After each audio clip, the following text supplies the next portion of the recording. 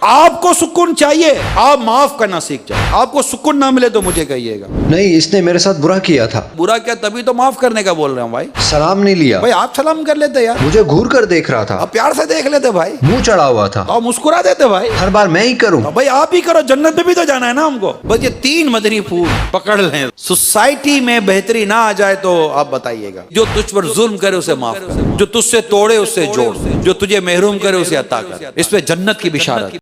مسلمانوں کے کلچر میں حیا ہے، شرم ہے، غیرت ہے۔ بے پردگی، بے حیائی کبھی مسلمانوں کے کلچر میں نہیں رہی ہے۔ آج مسلمان بدقسمتی کے ساتھ غیر مسلموں کے پیچھے چل چل کے یہاں تک آ گیا کہ اس کی اپنی بہنیں بے پردہ، اس کی اپنی بیوی بے پردہ، اس کے اپنے گھر کی عورتیں بے پردہ ہیں، مگر اس مسلمان کی غیرت جوش نہیں کھاتی کہ کم از کم کچھ نصیحت ہی کر دے، سمجھائی دے کہ تم کیوں بے پردگی کر رہی ہو۔ ایک وقت تھا، ایک قاضی کی عدالت میں ایک عورت نے مقدمہ دائر کیا، جس کا شوہر اس کو مہر نہیں دے رہا تھا۔ قاضی کے سامنے عورت بھی عدالت میں، تو عورت نے گواہ پیش کیے، تو گواہوں نے کہا کہ اس کو بولو کہ اپنا چہرہ دکھائے تو ہم پہچانے کہ ہم نے اسی کے گواہ تھے۔ تو قاضی نے کہا کہ اب چہرہ دکھاؤ۔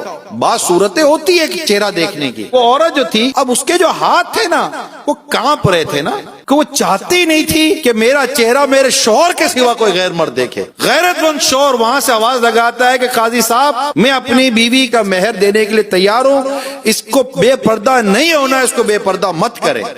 مجھے بھی گوارا نہیں ہے کہ میری بیوی کو کوئی غیر مرد دیکھے۔ جب اس عورت نے یہ دیکھا کہ میرا شوہر اتنا غیرت مند ہے کہ اس کو یہی گوارا نہیں کہ میرے چہرے کو کوئی غیر مرد دیکھے، تو اس نے قاضی صاحب کو کہا، قاضی صاحب میرا شوہر اتنا غیرت مند ہے، میں اس سے مہر لے کر کیا کروں گی؟ میں نے اس کو اپنا مہر معاف کر دیا۔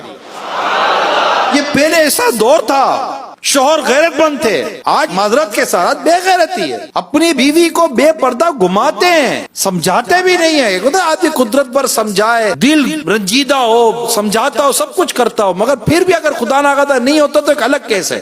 لیکن پہلے تو یہ کہ مرد کی عقل سے پردہ ہٹے گا تو اس کی عورت پردہ کرے گی نا۔ اور ابھی تو ہمارے معاشرے کے اندر بے پردگی کو پروموٹ کیا جا رہا ہے، اور یہ آج سے نہیں ہو رہا ہے، کئی برس گزر گئے یہ ہو رہا ہے۔ نتیجہ آپ کے سامنے، بے پردگی کی وجہ سے آج کنواری لڑکیاں مائیں بن رہی ہیں۔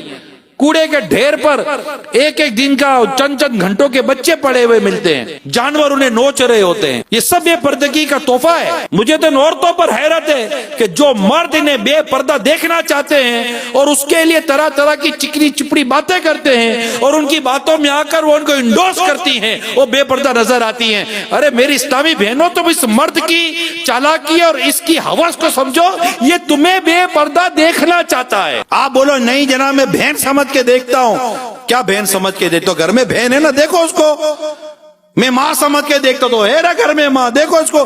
گھر میں ماں کو دیکھنے کی فرصت نہیں ہے، دوسروں کو میری ماں سمان ہے، میری بہن جیسی ہے، میری ماں جیسی ہے۔ یہ ساری بہن جیسی ماں جیسی تم کو ایسے ملتی ہے؟ کبھی بولا یہ میرا چچا جیسا ہے، یہ میرا بھائی جیسا ہے، یہ میرے دادا جیسا ہے، یہ میرے نانا جیسا ہے؟ تم کو مردوں میں کوئی دلچسپی نہیں ملتی، ساری دلچسپی تم کو عورتوں میں ملتی ہے۔ یہ سب شیطان کی شرارت ہے جسے ہمیں سمجھنا ہے میرے میٹھے پیارے اسلامی بھائیوں، اور ہمیں مل کر اس بے پردگی کا اور اس بے شرمی اور بے حیائی کا مقابلہ کرنا ہے، غیرت ایمانی اور جوش ایمانی کے ساتھ۔ اس کے لیے ہم پہلے خود کو تو روکیں۔ ہماری موبائل میں آنے والی ایک عورت کی تصویر سے ہم اپنی آنکھیں نہیں بچا سکتے، ایک عورت کی مووی سے ہم اپنی آنکھیں نہیں بچا سکتے، ٹی وی پر آنے والی بے پردہ عورتوں سے ہم خود کو، اپنے گھر کو نہیں بچا سکتے۔